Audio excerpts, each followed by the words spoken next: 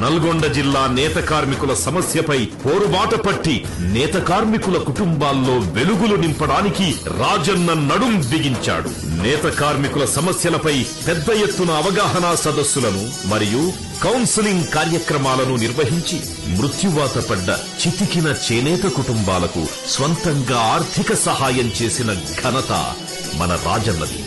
రాజన్న ఇచ్చిన నైతిక మద్దతు ద్వారా నల్గొండ జిల్లాలో పలు కుటుంబాలు ఆర్థికంగా నిలబడ్డాయి. తను వ్యక్తిగతంగా ఎంత చేసినా పూర్తి న్యాయం జరగదని భావించి శాశ్వత పరిష్కారం కోసం నడుం బిగించారు కోమటిరెడ్డి రాజగోపాల్ రెడ్డి.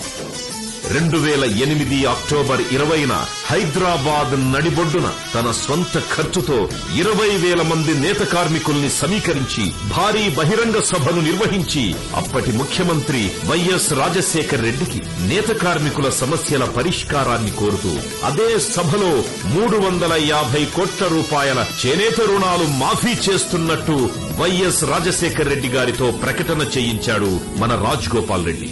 ఒక్కసారిగా రాష్ట్ర వ్యాప్తంగా రాజగోపాల్ రెడ్డి పేరు మారుమ్రోగింది.